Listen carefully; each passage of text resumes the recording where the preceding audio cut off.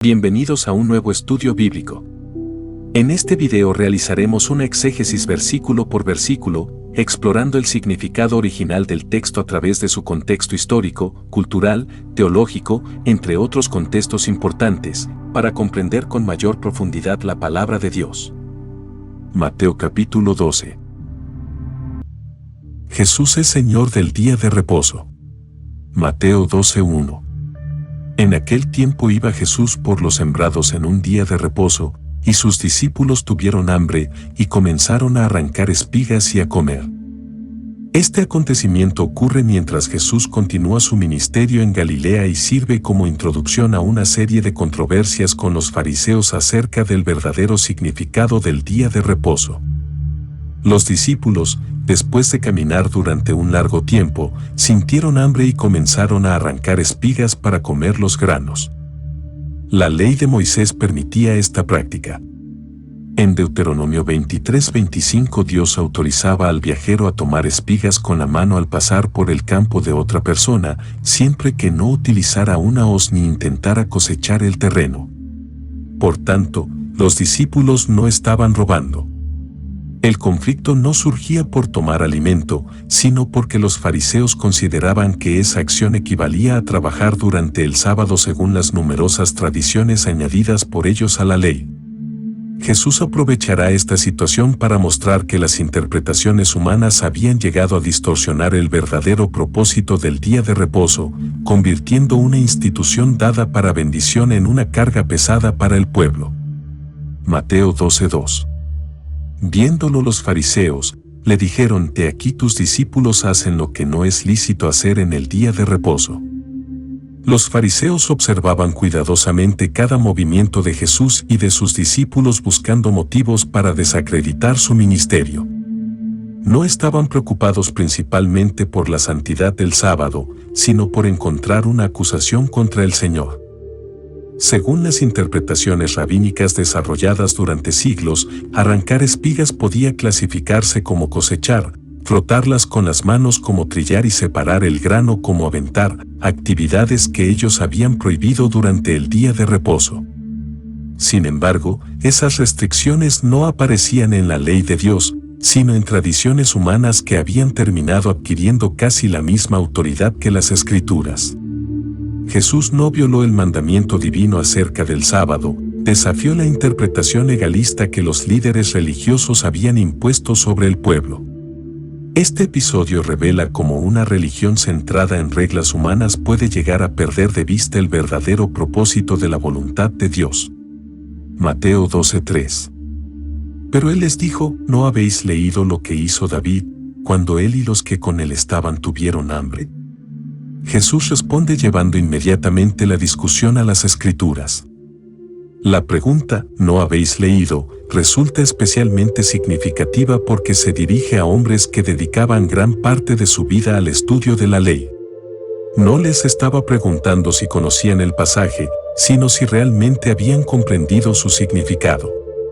El Señor cita un episodio de la vida de David, cuando huía del rey Saúl y llegó al tabernáculo necesitando alimento. Con este ejemplo demuestra que incluso en el Antiguo Testamento existían circunstancias donde la necesidad humana debía entenderse correctamente a la luz del propósito de Dios. Jesús no está disminuyendo la autoridad de la ley, al contrario, está mostrando que los mismos fariseos la interpretaban de manera superficial. La verdadera comprensión de las Escrituras requiere conocer no solo su letra, sino también el carácter y la intención de Dios revelados en ellas. Mateo 12:4.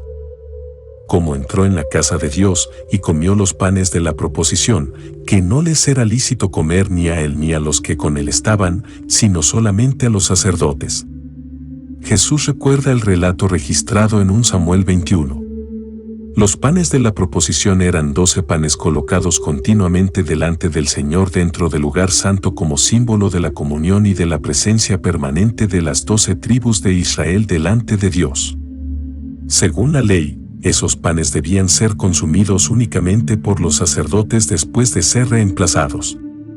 Sin embargo, cuando David llegó hambriento junto con sus hombres, el sacerdote comprendió la gravedad de la situación y les permitió comerlos.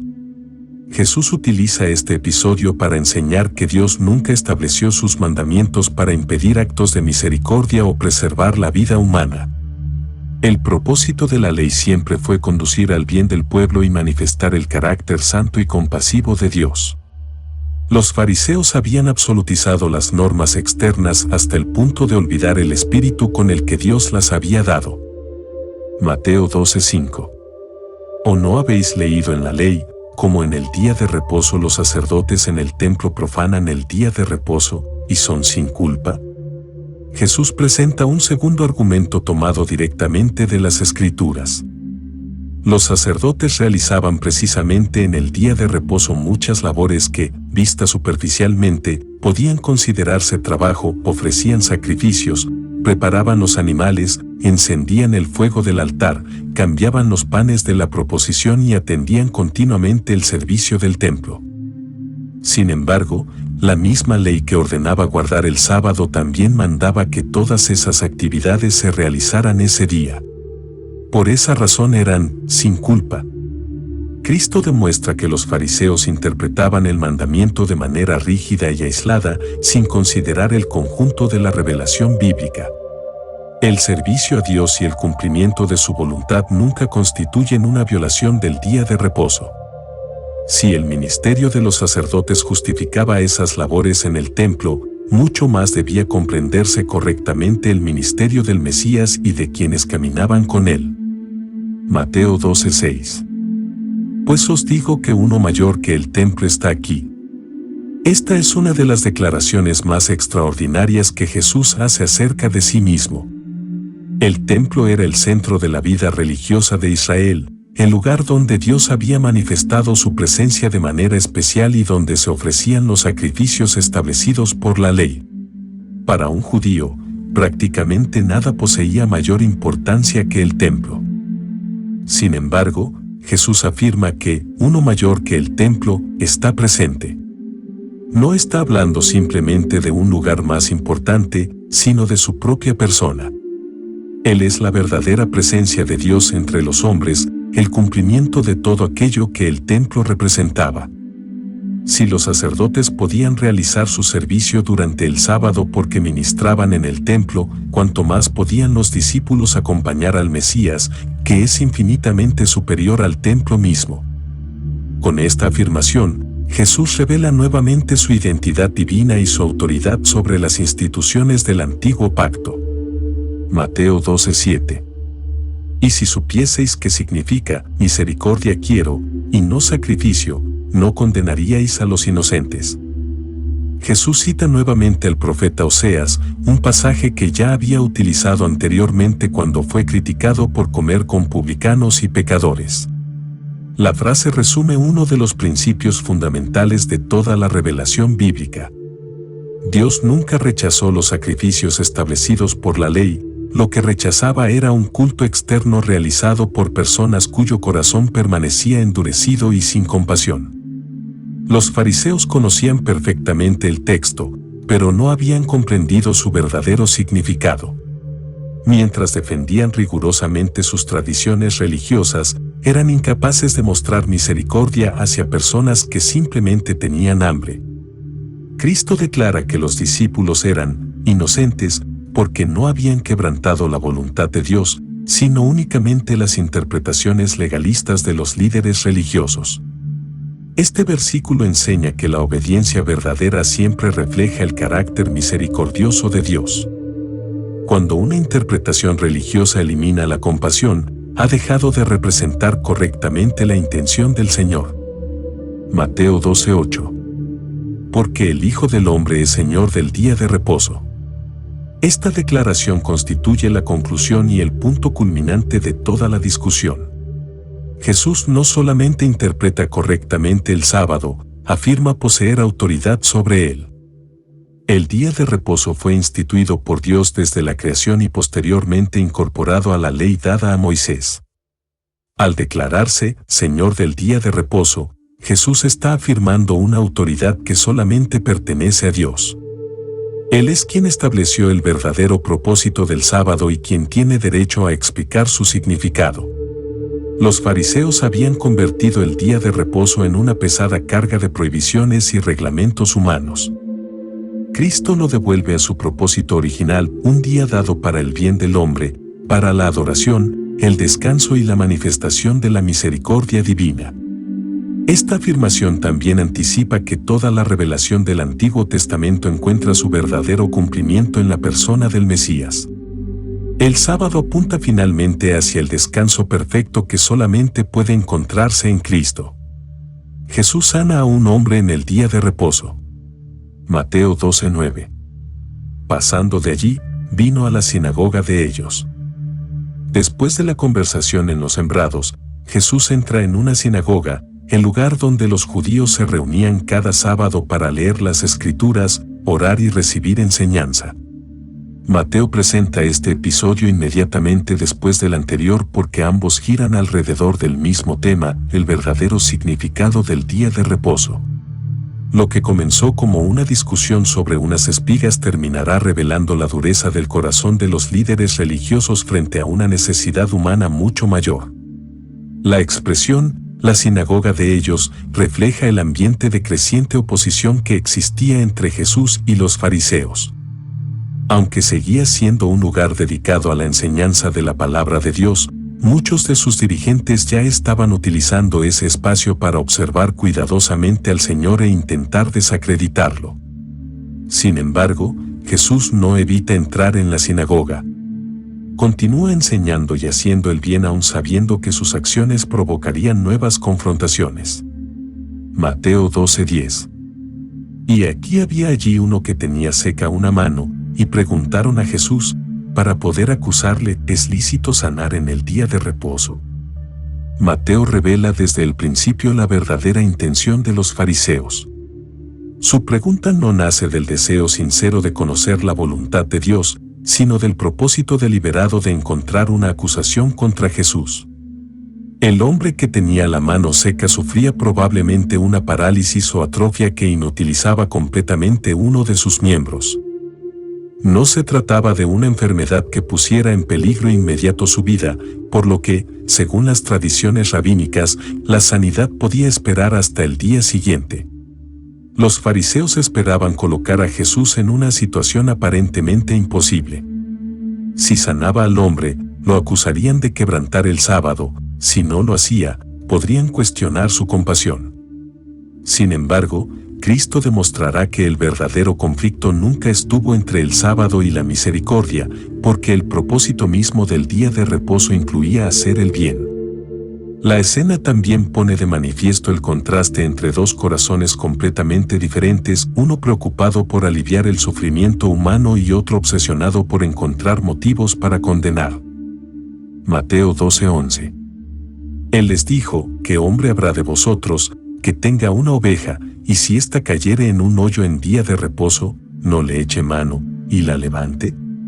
Jesús responde a los fariseos con una pregunta que apela al sentido común y a sus propias prácticas. En la Palestina del siglo I, una oveja representaba un bien valioso para cualquier familia, especialmente para quienes vivían de la agricultura y la ganadería. Si una oveja caía en un hoyo durante el día de reposo, dejarla allí hasta el día siguiente podía ocasionarle heridas graves o incluso la muerte. Por esa razón, los mismos maestros judíos aceptaban que era correcto rescatarla inmediatamente.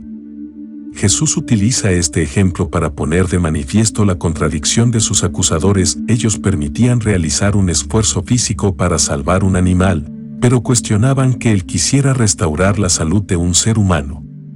El Señor no está despreciando el sábado, sino devolviéndole su verdadero propósito. El día de reposo nunca fue establecido para impedir actos de compasión, sino para reflejar la bondad de Dios.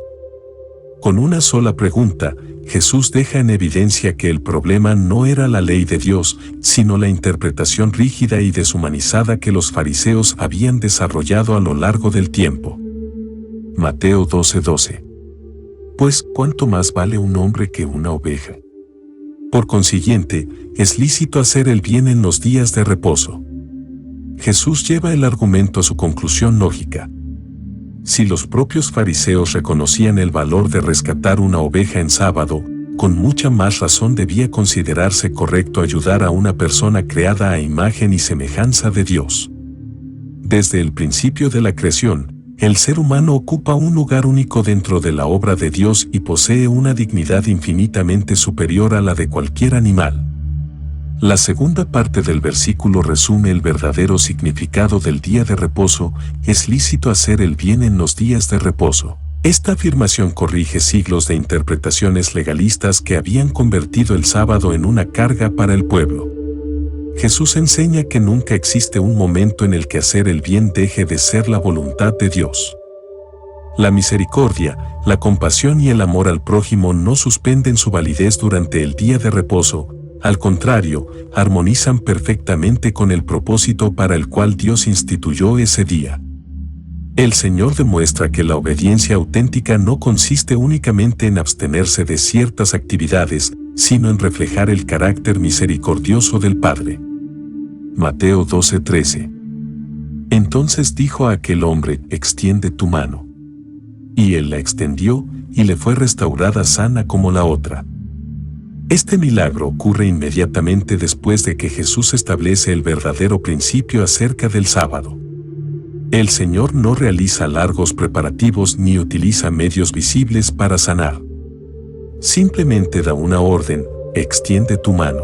Lo más sorprendente es que el hombre obedece precisamente con la mano que no podía mover. Su obediencia manifiesta una fe sencilla en la autoridad de Cristo. En el mismo acto de intentar hacer aquello que humanamente le era imposible, el poder del Señor restaura completamente su mano. Mateo destaca que quedó sana como la otra, indicando una restauración total y no una mejoría parcial. Este milagro confirma públicamente que Jesús posee autoridad para devolver la plenitud al ser humano y demuestra que hacer el bien nunca contradice la voluntad de Dios. La sanidad también simboliza la obra restauradora del reino, que viene a reparar aquello que el pecado y sus consecuencias han deteriorado. Mientras los fariseos buscaban argumentos para acusar, Cristo utilizaba el sábado para manifestar la misericordia del Padre. Mateo 12:14.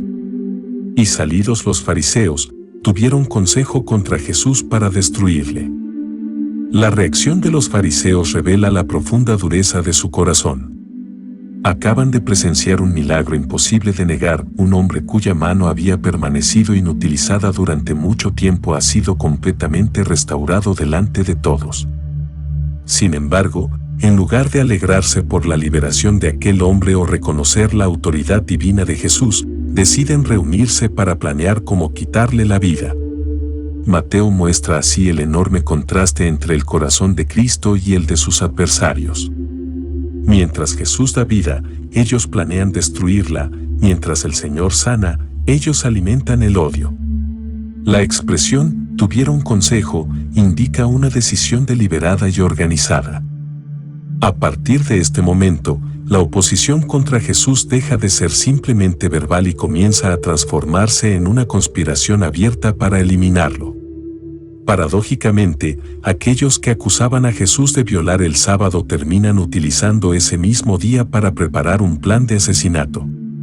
El legalismo religioso había llegado a tal extremo que prefería preservar sus tradiciones antes que reconocer la evidente obra de Dios.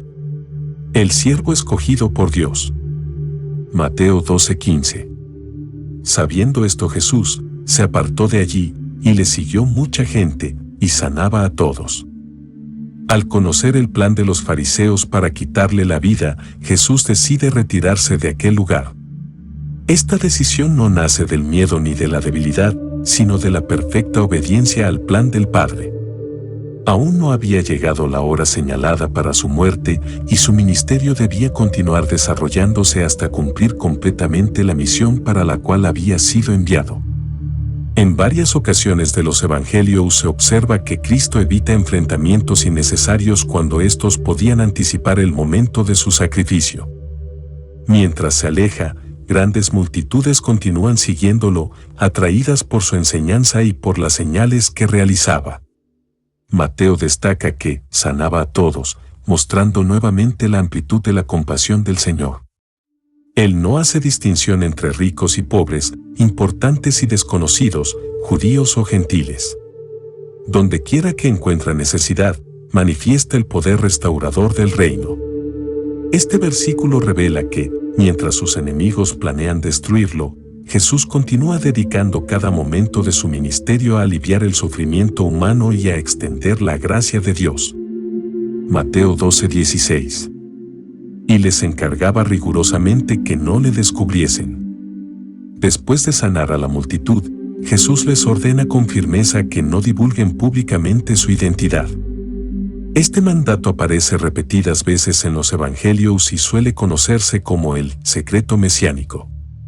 El Señor no buscaba fama basada únicamente en sus milagros, porque muchas personas estaban formando una idea equivocada acerca del Mesías. Esperaban un líder político que encabezara una rebelión contra Roma y restaurara inmediatamente el reino de Israel. Si las multitudes proclamaban prematuramente que Jesús era el Mesías sin comprender la verdadera naturaleza de su misión, podían provocar movimientos populares que obstaculizaran el cumplimiento del plan de Dios. Cristo quería que las personas llegaran a reconocerlo principalmente por su enseñanza, por el cumplimiento de las Escrituras y, finalmente, por su muerte y resurrección. Él nunca utilizó los milagros como un medio para obtener popularidad, sino como señales que confirmaban la llegada del reino y manifestaban la misericordia del Padre. Mateo 12:17. Para que se cumpliese lo dicho por el profeta Isaías, cuando dijo. Mateo introduce ahora una de las citas más extensas del Antiguo Testamento presentes en su Evangelio. Una de sus características principales es mostrar continuamente que la vida y el ministerio de Jesús cumplen las profecías anunciadas siglos antes. El retiro de Jesús, su actitud humilde y su manera de desarrollar el ministerio no eran simples decisiones personales, sino el cumplimiento exacto del plan revelado por Dios a través del profeta Isaías. Esto demuestra que cada aspecto de la vida del Mesías estaba previsto dentro del propósito eterno del Padre. Nada ocurre por casualidad. Incluso aquello que podría parecer una retirada frente a la oposición forma parte del desarrollo perfecto de la obra redentora. Mateo desea que sus lectores comprendan que Jesús no solamente realiza milagros extraordinarios, sino que cumple fielmente todas las promesas mesiánicas contenidas en las Escrituras. Mateo 12:18. He aquí mi siervo, a quien he escogido, mi amado, en quien se agrada mi alma, pondré mi espíritu sobre él, y a los gentiles anunciará juicio. Esta profecía procede de Isaías 42 y presenta al Mesías como el siervo escogido del Señor. A diferencia de los gobernantes humanos que buscan engrandecerse mediante el poder, Jesús viene como el siervo obediente que cumple perfectamente la voluntad del Padre. Dios mismo declara que lo ha escogido y que se complace plenamente en él, recordando las palabras pronunciadas durante el bautismo de Jesús. La expresión, pondré mi espíritu sobre él, señala que todo su ministerio sería realizado bajo la dirección y el poder del Espíritu Santo, tal como ocurrió desde el comienzo de su vida pública. Finalmente, la profecía anuncia que el Mesías llevará el juicio o la justicia también a los gentiles. Esto amplía considerablemente el alcance de la salvación. Aunque Jesús desarrolla inicialmente su ministerio entre el pueblo de Israel, el propósito de Dios siempre incluyó alcanzar a todas las naciones. Desde mucho antes de la venida de Cristo, las Escrituras ya anunciaban que el reino no quedaría limitado únicamente al pueblo judío, sino que la obra del Mesías traería esperanza para el mundo entero. Mateo 12:19. No contenderá, ni voceará, ni nadie oirá en las calles su voz. Esta profecía continúa describiendo el carácter del Mesías prometido y contrasta profundamente con la forma en que los gobernantes y líderes de este mundo suelen ejercer su autoridad. Jesús no establecería su reino mediante discusiones violentas, amenazas o demostraciones de poder político. La expresión, no contenderá, indica que no sería un hombre conflictivo que buscara imponer su voluntad por medio de disputas o enfrentamientos innecesarios. ni voceará, señala que no intentaría atraer seguidores mediante el espectáculo o la exaltación personal. Aunque enseñaba frecuentemente en público, nunca buscó llamar la atención sobre sí mismo con actitudes arrogantes o exhibicionistas. Tampoco utilizó la fuerza para obligar a las personas a creer. Su autoridad descansaba en la verdad, en el poder del Espíritu Santo y en el cumplimiento perfecto de la voluntad del Padre. Con este versículo, Mateo muestra que la humildad de Jesús no era una señal de debilidad, sino una característica anunciada siglos antes por el profeta Isaías. El Rey prometido conquistaría los corazones mediante la verdad, la compasión y la obediencia, no mediante la violencia ni el orgullo. Mateo 12:20. La caña cascada no quebrará, y el pábilo que humea no apagará, hasta que saque a victoria el juicio. Este versículo presenta dos imágenes llenas de ternura para describir la manera en que Cristo trata a las personas quebrantadas. Una caña cascada era una planta doblada y dañada que parecía no tener utilidad y que normalmente sería desechada. El pábilo que humea era una mecha cuya llama casi se había extinguido y que apenas producía humo, por lo que muchas veces simplemente se apagaba y se reemplazaba. Jesús toma estas figuras para enseñar que el Mesías no rechaza a quienes llegan a él débiles, heridos o espiritualmente agotados. Mientras el mundo suele despreciar a quienes considera inútiles, Cristo restaura, fortalece y da nueva esperanza. Esto no significa que apruebe el pecado, sino que recibe con misericordia a quienes se acercan con un corazón arrepentido. La última parte del versículo, hasta que saque a victoria el juicio, anuncia que esa mansedumbre no impedirá el triunfo definitivo de su reino. La justicia de Dios prevalecerá completamente, pero será establecida siguiendo el camino señalado por el Padre y no por la violencia humana. La combinación de firmeza y misericordia constituye una de las características más hermosas del ministerio de Jesús. Mateo 12:21. Y en su nombre esperarán los gentiles. Este breve versículo concluye la profecía de Isaías con una promesa de enorme alcance. Los gentiles, es decir, las naciones que no pertenecían al pueblo de Israel, también encontrarían esperanza en el Mesías. Desde el comienzo del Evangelio de Mateo aparecen señales de que el plan de Dios siempre tuvo un propósito universal. Los magos que llegaron del oriente para adorar al niño Jesús, el centurión romano cuya fe fue elogiada por Cristo y otras escenas similares anticipaban que la salvación no quedaría limitada únicamente a Israel. Ahora Mateo cita explícitamente una profecía que confirma esa verdad. La esperanza de las naciones no estaría puesta en un sistema político, en un imperio ni en una filosofía humana, sino en su nombre, es decir, en la persona, la autoridad y la obra del Mesías.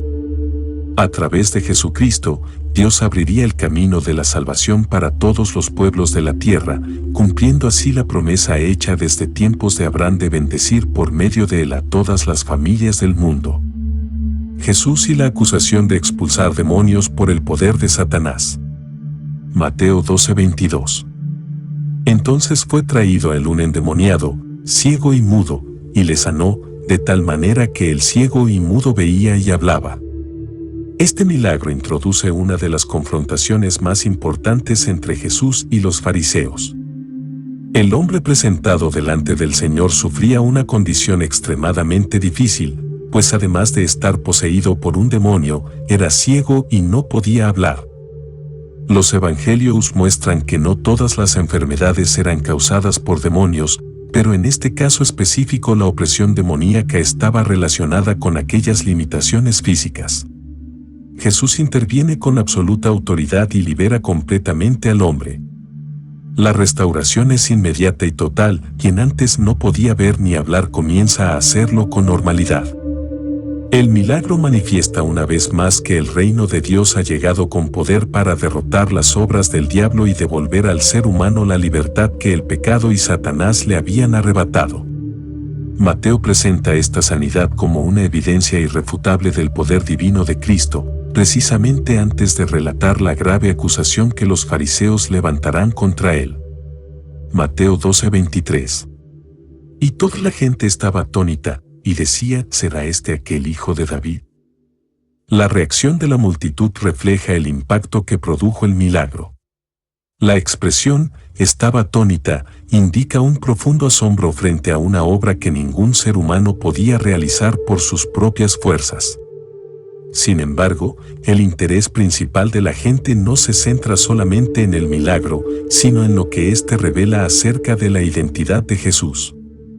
Al preguntarse, ¿será este aquel hijo de David?, están utilizando uno de los títulos mesiánicos más importantes del Antiguo Testamento. Dios había prometido a David que uno de sus descendientes establecería un reino eterno, y desde entonces el pueblo esperaba al Mesías como el hijo de David. La pregunta muestra que las señales realizadas por Jesús estaban llevando a muchas personas a considerar seriamente la posibilidad de que él fuera el Cristo prometido. Aunque todavía existe incertidumbre, la evidencia comienza a resultar demasiado grande para ser ignorada. Precisamente por esa razón, los líderes religiosos reaccionarán inmediatamente intentando desacreditar el origen del poder con el que Jesús realiza estos milagros. Mateo 12:24. Mas los fariseos, al oírlo, decían, «Este no echa fuera los demonios sino por Belcebú, príncipe de los demonios». Ante un milagro tan evidente, los fariseos no podían negar que el hombre había sido verdaderamente liberado. La sanidad había ocurrido delante de muchas personas y el cambio era imposible de ocultar. Sin embargo, en lugar de reconocer que el poder de Dios estaba obrando por medio de Jesús, buscaron una explicación que les permitiera mantener su rechazo hacia él. Acusaron al Señor de expulsar demonios por el poder de Belcebú, nombre utilizado por los judíos para referirse a Satanás, el príncipe de los demonios. Esta acusación era extremadamente grave, porque atribuía al diablo una obra realizada por el Espíritu Santo. El problema de los fariseos ya no era falta de evidencia, sino una decisión deliberada de rechazar a Cristo a cualquier precio.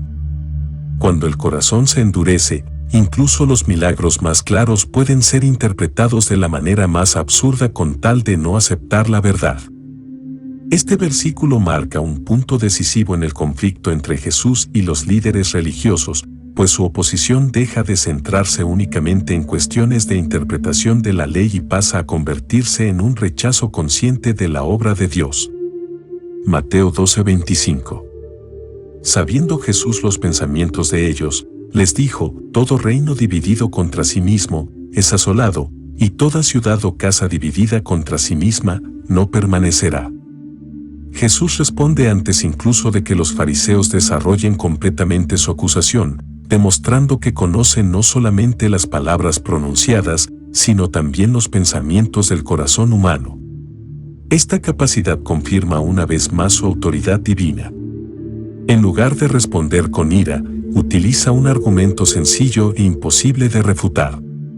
Ningún reino puede mantenerse si sus propios miembros luchan entre sí constantemente. Lo mismo ocurre con una ciudad o con una familia. Cuando existe división interna permanente, el resultado inevitable es la destrucción. Jesús comienza así a desmontar la lógica de la acusación farisea. Si realmente estuviera expulsando demonios por el poder de Satanás, el propio reino de Satanás estaría trabajando contra sí mismo. El Señor lleva a sus adversarios a reconocer que su explicación carece completamente de sentido. Antes de revelar el verdadero origen de su autoridad, demuestra que la interpretación de los fariseos resulta contradictoria incluso desde el punto de vista de la lógica más elemental. Mateo 12:26. Y si Satanás echa fuera a Satanás, contra sí mismo está dividido, ¿cómo, pues, permanecerá su reino? Jesús aplica directamente el principio anterior a la acusación que acaba de recibir. Satanás no trabaja para destruir su propio dominio. Todo su propósito consiste precisamente en mantener a las personas bajo esclavitud espiritual y alejadas de Dios. Si los demonios fueran expulsados por orden del mismo Satanás, significaría que él estaría debilitando voluntariamente su propio reino, algo completamente contrario a sus objetivos. Cristo demuestra así que el poder que libera a las personas de la opresión demoníaca no puede proceder del príncipe de los demonios. Detrás de este argumento también aparece una importante enseñanza acerca de la realidad del conflicto espiritual.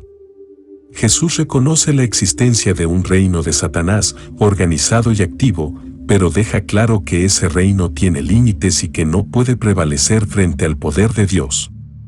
Cada demonio expulsado constituye una evidencia de que una autoridad superior ha irrumpido en el mundo. El reino de Dios no coopera con el reino de las tinieblas, viene precisamente para derrotarlo. Mateo 12:27. ¿Y si yo echo fuera los demonios por Belcebú, por quien los echan vuestros hijos? Por tanto, ellos serán vuestros jueces. Con esta pregunta, Jesús lleva la discusión al terreno de la propia experiencia de los fariseos. La expresión, vuestros hijos, se refiere muy probablemente a discípulos judíos o exorcistas que intentaban expulsar demonios invocando el nombre de Dios. Los mismos fariseos aceptaban que algunos de esos exorcismos podían realizarse con la ayuda divina. Si ellos no atribuían esas liberaciones a Satanás, ¿por qué hacían exactamente esa acusación cuando era Jesús quien expulsaba demonios? Su actitud revelaba una evidente falta de coherencia. No estaban evaluando objetivamente las obras realizadas, sino rechazando deliberadamente a la persona de Cristo. Por eso Jesús afirma que esos mismos hijos serían sus jueces. Su propia manera de interpretar otros exorcismos demostraba la contradicción de la acusación levantada contra el Señor. El problema no era la evidencia, sino el prejuicio con el que observaban toda la obra de Jesús. Mateo 12:28. Pero si yo por el Espíritu de Dios echo fuera los demonios, ciertamente ha llegado a vosotros el reino de Dios. Este versículo constituye el centro de toda la discusión. Después de demostrar que la acusación de los fariseos es ilógica e incoherente, Jesús declara el verdadero origen de su poder. Expulsa demonios por el Espíritu de Dios, es decir, mediante la obra del Espíritu Santo que actúa en perfecta unidad con el Padre y con el Hijo. La liberación de los endemoniados no es simplemente una manifestación extraordinaria de poder, sino una señal visible de que el reino de Dios ya ha comenzado a manifestarse entre los hombres. Cada demonio expulsado representa una derrota para el reino de las tinieblas y una evidencia de que el Mesías prometido ya está presente. La expresión, ha llegado a vosotros el reino de Dios, indica que las promesas anunciadas por los profetas comienzan a cumplirse delante de aquella generación. El reino no era solamente una esperanza futura, estaba actuando en ese mismo momento por medio de la persona de Jesucristo. Quienes contemplaban esos milagros no estaban observando únicamente actos de compasión, sino las señales visibles de que Dios estaba estableciendo su gobierno salvador sobre el mundo. Jesús responde a la acusación de los fariseos. Mateo 12:29. ¿O cómo puede alguno entrar en la casa del hombre fuerte y saquear sus bienes si primero no le ata? Y entonces podrá saquear su casa. Después de afirmar que expulsaba a los demonios por el Espíritu de Dios y que el reino había llegado, Jesús presenta una ilustración para explicar lo que realmente estaba ocurriendo. El hombre fuerte representa a Satanás, quien mantiene bajo su dominio a aquellos que viven esclavizados por el pecado y por el poder de las tinieblas. La casa simboliza el ámbito donde ese dominio se ejerce, y los bienes representan a las personas que permanecen cautivas bajo su influencia. Nadie puede entrar en la casa de un hombre fuerte y quitarle sus posesiones si antes no logra dominarlo. Con esta comparación, Jesús demuestra que la expulsión de demonios no era una colaboración con Satanás, sino una evidencia de su derrota. Cada vez que liberaba a un endemoniado, estaba manifestando que había llegado alguien infinitamente más poderoso que el enemigo. El Mesías no actuaba bajo la autoridad de Satanás, sino que estaba invadiendo su reino para rescatar a quienes permanecían cautivos. Esta ilustración revela que toda la obra de Cristo forma parte de una gran victoria espiritual sobre el poder del mal, victoria que alcanzará su plenitud mediante su muerte y resurrección. Mateo 12:30. El que no es conmigo, contra mí es, y el que conmigo no recoge, desparrama. Este versículo constituye un llamado a tomar una decisión definitiva frente a la persona de Jesús. Después de demostrar que sus obras proceden del Espíritu de Dios, el Señor declara que no existe una posición neutral respecto a Él. En el contexto de esta discusión, los fariseos pretendían aparecer como defensores de la verdad, pero al rechazar deliberadamente al Mesías estaban colocándose en oposición al mismo Dios. La expresión, el que no es conmigo, contra mí es, enseña que toda persona, consciente o inconscientemente, termina tomando una postura frente a Cristo. No basta con admirar sus enseñanzas o reconocer algunos de sus milagros, el reino exige una respuesta de fe y obediencia. La segunda afirmación, el que conmigo no recoge, desparrama, utiliza la imagen del pastor que reúne su rebaño. Jesús vino a congregar al pueblo de Dios, mientras que toda obra que no coopera con él termina produciendo dispersión y pérdida. Este versículo recuerda que la vida cristiana no admite la indiferencia espiritual. Cada persona decide diariamente si participa en la obra de Cristo o permanece resistiéndola. La blasfemia contra el Espíritu Santo. Mateo 12:31. Por tanto os digo, todo pecado y blasfemia será perdonado a los hombres, mas la blasfemia contra el Espíritu no les será perdonada. Esta declaración surge directamente como consecuencia de la acusación de los fariseos. Ellos acababan de atribuir al poder de Satanás una obra realizada claramente por el Espíritu Santo. Jesús comienza afirmando la inmensidad de la gracia de Dios al declarar que todo pecado y blasfemia será perdonado. El Evangelio ofrece perdón incluso para pecados extremadamente graves cuando existe un arrepentimiento sincero. Sin embargo, inmediatamente introduce una solemne advertencia acerca de la blasfemia contra el Espíritu Santo. En este contexto, no se trata de una palabra dicha impulsivamente ni de una duda pasajera, sino del rechazo consciente, persistente y deliberado de la obra evidente del Espíritu, llegando incluso a llamarla satánica. Los fariseos no actuaban por ignorancia, habían contemplado milagros imposibles de negar y, aún así, endurecieron voluntariamente su corazón. La gravedad de este pecado radica en que quien llega a esa condición rechaza precisamente al Espíritu que convence de pecado y conduce al arrepentimiento. Al cerrar completamente el corazón a esa obra, la persona permanece sin disposición para recibir el perdón que Dios ofrece. Mateo 12:32.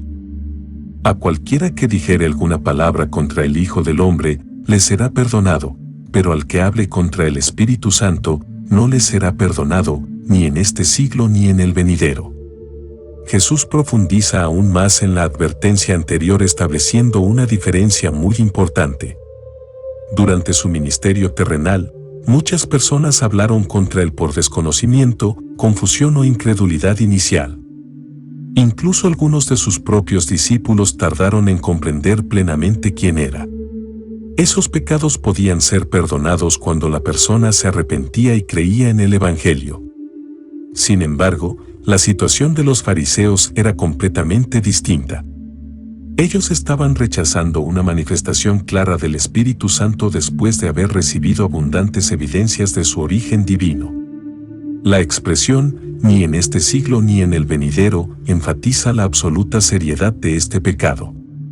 Jesús no está enseñando que existan pecados demasiado grandes para la gracia de Dios, sino que existe una condición de endurecimiento tan profunda que la persona rechaza deliberadamente el único medio por el cual puede llegar al arrepentimiento. Por esa razón, la blasfemia contra el Espíritu Santo no consiste en un pecado accidental cometido por un creyente preocupado por haber ofendido a Dios, sino en una resistencia consciente, permanente y obstinada frente a la obra salvadora del Espíritu Santo. El árbol se conoce por sus frutos. Mateo 12:33. O haced el árbol bueno, y su fruto bueno, o haced el árbol malo, y su fruto malo, porque por el fruto se conoce el árbol. Después de advertir sobre la blasfemia contra el Espíritu Santo, Jesús expone un principio que revela la verdadera condición del corazón humano.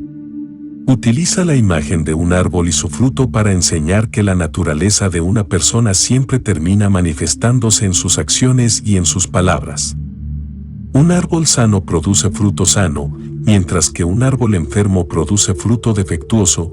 El fruto nunca contradice la naturaleza del árbol. De la misma manera, las palabras y las obras son la evidencia visible de lo que realmente existe en el interior del ser humano. Los fariseos pretendían presentarse como hombres piadosos, pero sus palabras blasfemas contra la obra del Espíritu Santo demostraban la verdadera condición de su corazón. Jesús enseña que nadie puede aparentar indefinidamente una espiritualidad que no posee. Tarde o temprano, el fruto revela la raíz. Este principio continúa siendo fundamental para discernir el carácter de una persona y para comprender que la transformación exterior solo es posible cuando Dios transforma primero el corazón. Mateo 12:34. Generación de víboras. ¿Cómo podéis hablar lo bueno, siendo malos? Porque de la abundancia del corazón habla la boca. Jesús dirige ahora una fuerte reprensión a los fariseos llamándolos generación de víboras, una expresión que ya había utilizado Juan el Bautista para denunciar la hipocresía religiosa. No se trata de un insulto impulsivo, sino de una descripción espiritual de personas que aparentaban santidad mientras ocultaban un corazón endurecido y peligroso. La pregunta ¿cómo podéis hablar lo bueno, siendo malos?, señala que las palabras reflejan inevitablemente la condición interior de quien las pronuncia. Los fariseos acababan de atribuir al diablo una obra realizada por el Espíritu Santo, y esa acusación revelaba el estado de corrupción espiritual que existía en ellos. Jesús concluye con un principio universal: de la abundancia del corazón habla la boca. Las palabras no surgen por casualidad, expresan aquello que llena el interior del ser humano. Por eso, una lengua que continuamente produce mentira, maldad o blasfemia pone de manifiesto un corazón que necesita ser transformado por la gracia de Dios.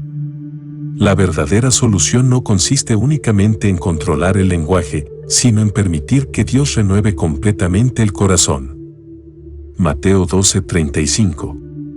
El hombre bueno, del buen tesoro del corazón saca buenas cosas, y el hombre malo, del mal tesoro saca malas cosas. Jesús desarrolla aún más la enseñanza anterior utilizando la imagen de un tesoro. El corazón humano funciona como un depósito del que constantemente salen pensamientos, palabras y acciones. Cuando ese tesoro ha sido transformado por Dios, produce bondad, verdad, misericordia y justicia. En cambio, cuando permanece dominado por el pecado, inevitablemente genera maldad. El Señor no está afirmando que existan personas naturalmente buenas delante de Dios, sino que el fruto exterior siempre corresponde a la condición espiritual interior. El creyente puede producir buenas obras porque Dios ha comenzado una obra de transformación en su corazón. Los fariseos, por el contrario, demostraban mediante sus palabras que el tesoro que guardaban estaba contaminado por el orgullo, la incredulidad y la hipocresía. Este versículo enseña que el cambio auténtico comienza en el interior y luego se manifiesta en toda la manera de vivir. La vida cristiana no consiste simplemente en modificar la conducta externa, sino en permitir que el Señor transforme el corazón, del cual procede todo lo demás. Mateo 12:36. Mas yo os digo que de toda palabra ociosa que hablen los hombres, de ella darán cuenta en el día del juicio. Jesús lleva la enseñanza a una aplicación profundamente seria. Las palabras poseen tanta importancia delante de Dios que cada persona dará cuenta de ellas en el día del juicio.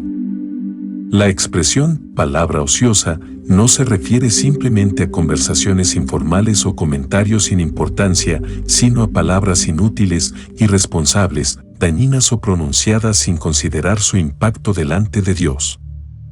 Los fariseos habían hablado ligeramente al acusar a Jesús de actuar por el poder de Satanás, creyendo quizá que sus palabras no tendrían consecuencias. Sin embargo, Cristo declara que ninguna palabra queda olvidada delante del Señor. Dios conoce las intenciones con las que fueron pronunciadas y juzgará perfectamente cada expresión humana. Este versículo recuerda la enorme responsabilidad que acompaña el uso de la lengua.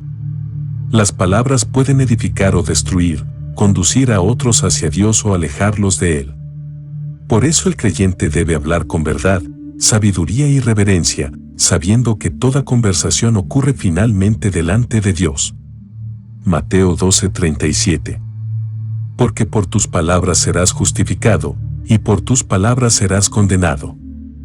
Jesús concluye esta enseñanza mostrando que las palabras constituyen una evidencia del estado espiritual de cada persona. No enseña que alguien será salvo simplemente por pronunciar determinadas palabras ni que la condenación dependa únicamente del lenguaje. La salvación continúa siendo por la gracia de Dios mediante la fe. Sin embargo, las palabras revelan si esa fe realmente existe. Quien ha sido transformado por Dios hablará de una manera coherente con esa nueva vida, mientras que quien permanece en rebeldía terminará manifestándolo también mediante su forma de hablar. Las palabras funcionan como un testimonio visible del corazón. En el caso de los fariseos, sus acusaciones contra Jesús se convertían en evidencia de su rechazo al Mesías. Este versículo resume toda la enseñanza anterior: el corazón produce palabras, las palabras revelan el corazón y Dios juzgará justamente a cada persona considerando aquello que sus propias palabras demostraron acerca de su relación con Él. De esta manera, Jesús vuelve a llamar a la sinceridad, recordando que el verdadero problema nunca está únicamente en los labios, sino en el interior del ser humano. Los escribas y fariseos piden una señal. Mateo 12:38. Entonces respondieron algunos de los escribas y de los fariseos, diciendo: Maestro, deseamos ver de ti señal. Después de haber presenciado numerosos milagros, sanidades, liberaciones de demonios y otras manifestaciones del poder de Dios, algunos escribas y fariseos piden a Jesús una señal. A primera vista podría parecer una petición sincera, pero el contexto demuestra que no lo era. Ellos ya habían visto suficientes evidencias para reconocer que Dios obraba por medio de Cristo. De hecho, pocos versículos antes habían atribuido esos milagros al poder de Satanás. Su problema no era la falta de pruebas, sino la falta de disposición para creer. Al llamarlo Maestro, utilizan un título respetuoso, pero su actitud interior continúa siendo de incredulidad. Esperaban una señal espectacular que se ajustara a sus propias expectativas mesiánicas, ignorando deliberadamente las señales que Dios ya les había concedido. Este versículo enseña que ningún milagro será suficiente para convencer a un corazón que ha decidido rechazar la verdad. La fe no nace de exigir continuamente nuevas evidencias, sino de responder humildemente a la revelación que Dios ya ha dado. Mateo 12:39. Él respondió y les dijo: La generación mala y adúltera demanda señal, pero señal no les será dada, sino la señal del profeta Jonás. Jesús responde con una fuerte denuncia espiritual.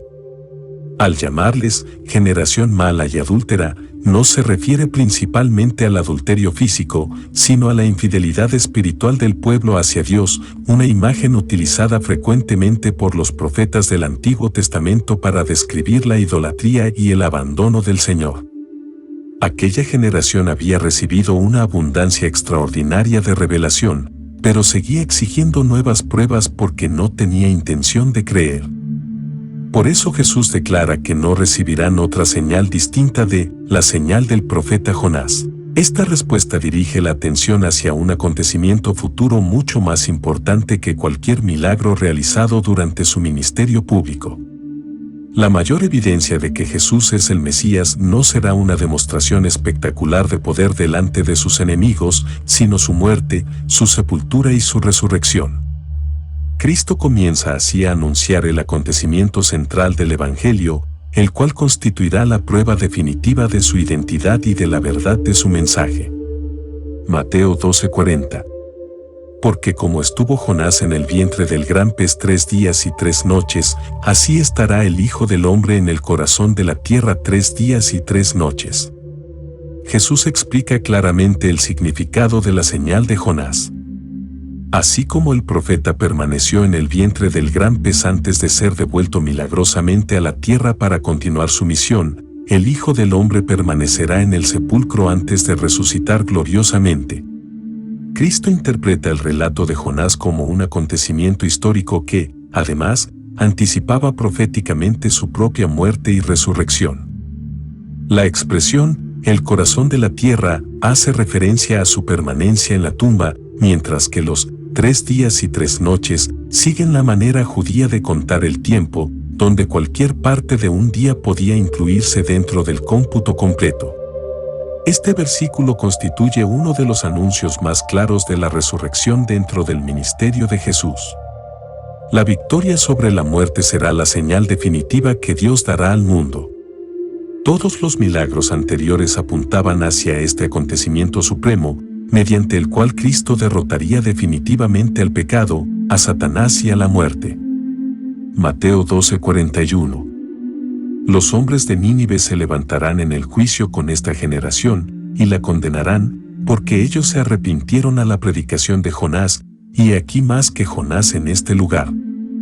Jesús establece un fuerte contraste entre los habitantes de Nínive y la generación que lo estaba rechazando.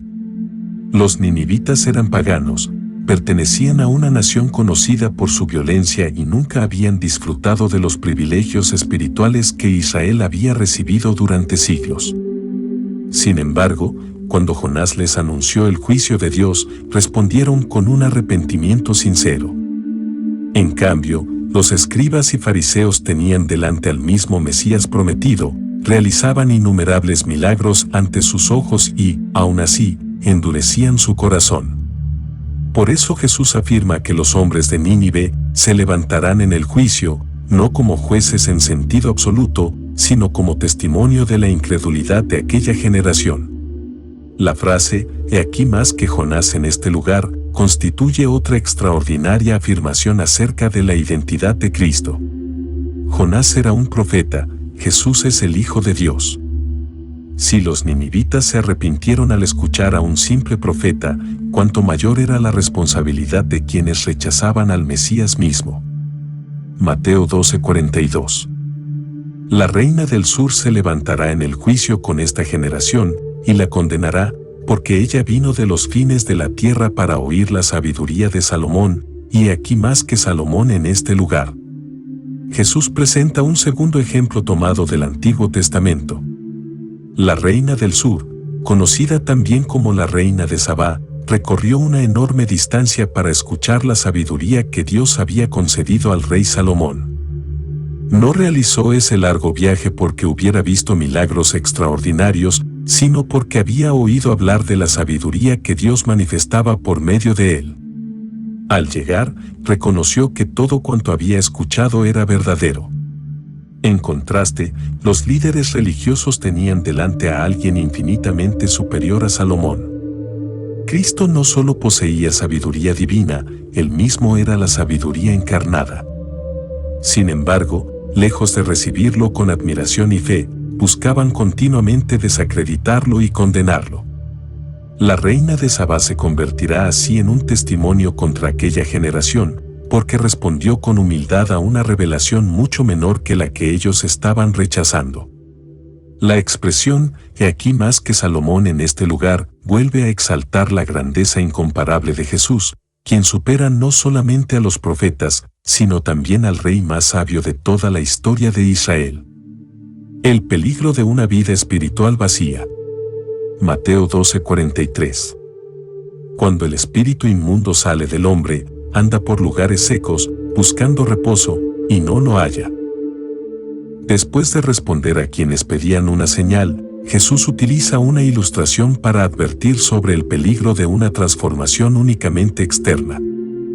El espíritu inmundo representa un demonio que abandona a una persona.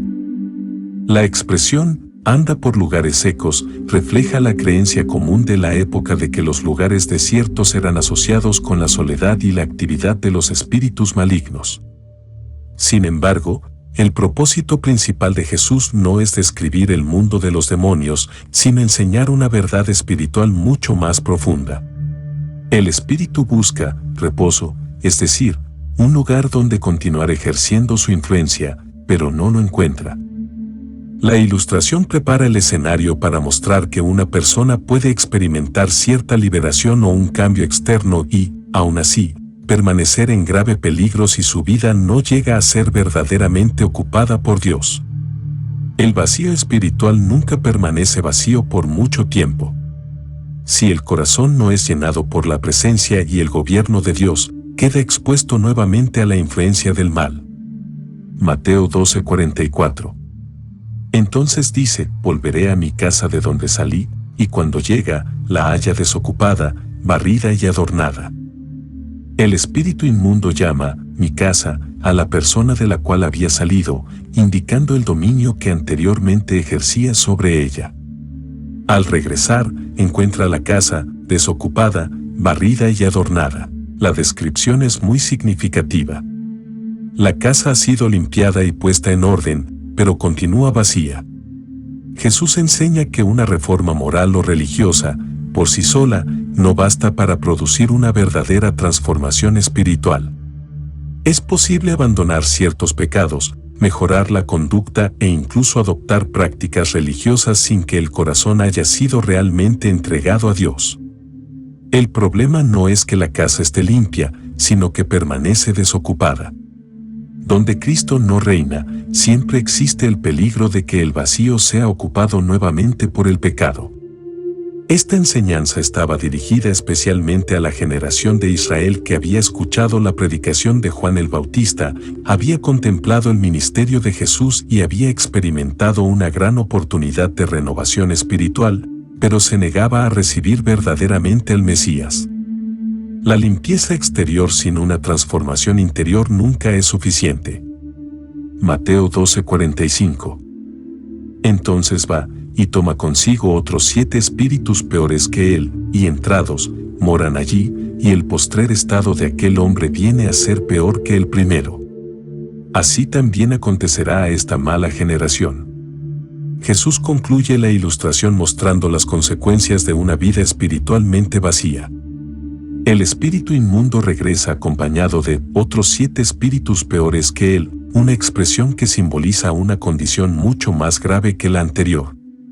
El número 7 suele representar plenitud o totalidad en las Escrituras, indicando aquí un dominio aún más profundo del mal. Como resultado, la situación final de aquella persona termina siendo peor que la inicial.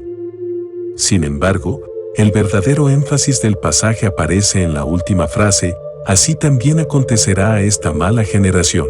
Jesús ya no está hablando únicamente de un individuo, sino de la condición espiritual del pueblo que lo estaba rechazando. Israel había recibido un privilegio extraordinario al escuchar el mensaje de Juan y contemplar personalmente la obra del Mesías. Existía una oportunidad única de arrepentimiento y restauración. Pero al rechazar deliberadamente a Cristo, aquella generación terminaría experimentando una condición espiritual aún más grave que la que tenía antes de su llegada. Este pasaje enseña que no basta con abandonar el pecado, es indispensable recibir a Cristo como Señor.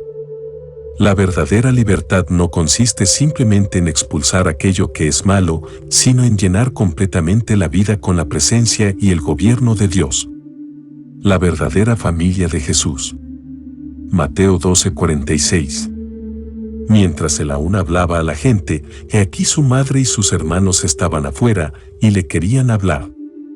Mientras Jesús continúa enseñando a la multitud, Mateo introduce una escena que servirá para desarrollar una importante enseñanza acerca del verdadero discipulado. María y los hermanos de Jesús llegan al lugar donde él se encontraba, pero debido a la gran cantidad de personas permanecen fuera de la casa o del sitio donde estaba reunida la multitud. El texto simplemente informa que le querían hablar, sin indicar todavía el motivo de su visita. La intención principal de Mateo no es describir las relaciones familiares de Jesús, sino preparar el contraste que el Señor establecerá entre los vínculos naturales y los espirituales. Es importante observar que Jesús nunca desprecia a su familia terrenal. A lo largo de los evangelios demuestra amor y cuidado por su madre, incluso desde la cruz. Sin embargo, aprovechará esta circunstancia para enseñar que existe una relación aún más profunda y permanente que la basada únicamente en los lazos de sangre, la que nace de hacer la voluntad de Dios. Mateo 12:47. Y le dijo uno: He aquí tu madre y tus hermanos están afuera, y te quieren hablar. Una persona de entre la multitud informa a Jesús que su familia ha llegado y desea hablar con él. Humanamente, era razonable esperar que el Señor interrumpiera inmediatamente su enseñanza para atenderlos. Sin embargo, Mateo utiliza este mensaje como introducción a una de las declaraciones más importantes acerca de la naturaleza del reino de Dios. La llegada de su madre y de sus hermanos no constituye una interrupción accidental, sino la ocasión perfecta para mostrar que el reino establece una nueva familia formada no por descendencia física, sino por la obediencia al Padre. El versículo mantiene la expectativa del lector, preparando la sorprendente respuesta que Jesús dará en los siguientes versículos. Esa respuesta no disminuirá el valor de la familia natural, sino que revelará la prioridad absoluta que posee la voluntad de Dios sobre cualquier otro vínculo humano. La verdadera familia de Jesús. Mateo 12:48. Respondiendo él al que le decía esto, dijo: ¿Quién es mi madre, y quiénes son mis hermanos? La respuesta de Jesús puede parecer sorprendente a primera vista, pero no expresa desprecio hacia María ni hacia sus hermanos. A lo largo de los evangelios, Cristo honra a su madre y cumple perfectamente el mandamiento de honrar a los padres. La pregunta tiene un propósito profundamente espiritual y pedagógico. Jesús aprovecha la situación para enseñar que la relación con Dios no depende del parentesco físico, de la nacionalidad o de pertenecer a una determinada familia, sino de una respuesta personal de fe y obediencia. Muchos judíos confiaban en sus privilegios de nacimiento, creyendo que descendían de Abraham y pertenecían al pueblo escogido. Jesús comienza a mostrar que, en el reino de Dios, existe una familia mucho más importante que la formada por los vínculos de sangre. Su pregunta invita a la multitud a reflexionar sobre quiénes son realmente los que disfrutan de una relación íntima con Él. De esta manera, prepara una enseñanza que ampliará el concepto de la familia de Dios a todos aquellos que obedecen la voluntad del Padre. Mateo 12:49. Y extendiendo su mano hacia sus discípulos, dijo: He aquí mi madre y mis hermanos. Después de formular la pregunta, Jesús señala a sus discípulos, quienes se encontraban escuchando atentamente su enseñanza. Este gesto no excluye a María ni a su familia terrenal, sino que revela que la comunión con Cristo trasciende los lazos familiares naturales. Los discípulos provenían de distintos lugares, ocupaciones y condiciones sociales, pero todos compartían algo mucho más profundo: habían respondido al llamado del Señor y lo seguían como su Maestro. Al decir: He aquí mi madre y mis hermanos, Jesús establece una nueva comunidad espiritual unida por la fe y la obediencia a Dios. Esta enseñanza anticipa el nacimiento de la Iglesia, donde personas de todas las naciones formarían una sola familia en Cristo. El reino de Dios rompe las barreras de raza, cultura, posición social y parentesco, creando un pueblo unido por una misma fe. Con este gesto, Jesús no disminuye el valor de la familia biológica, sino que muestra que la relación espiritual con Dios posee un alcance eterno y una importancia aún mayor. Mateo 12:50. Porque todo aquel que hace la voluntad de mi Padre que está en los cielos, ese es mi hermano, y hermana, y madre. Jesús concluye la enseñanza definiendo claramente quienes forman parte de su verdadera familia. No menciona el parentesco, la herencia, la posición religiosa ni los méritos personales. La característica que identifica a los miembros de esta familia es que hacen la voluntad de mi Padre que está en los cielos. Esto no significa que la salvación se obtenga por obras, sino que la obediencia constituye la evidencia de una fe genuina. Quien ha recibido verdaderamente a Cristo manifiesta ese cambio mediante una vida sometida a la voluntad de Dios. La expresión, todo aquel, amplía la invitación a toda la humanidad, sin distinción de origen, nacionalidad o condición social. Cualquier persona que cree en Cristo y vive conforme a la voluntad del Padre pasa a formar parte de esta nueva familia espiritual. Con estas palabras termina el capítulo mostrando una de las verdades más consoladoras del Evangelio: por medio de Jesucristo, todo creyente recibe el privilegio de pertenecer a la familia de Dios y disfrutar de una relación íntima y permanente con Él. Esa familia no está definida por la sangre, sino por la fe, y permanecerá unida por toda la eternidad.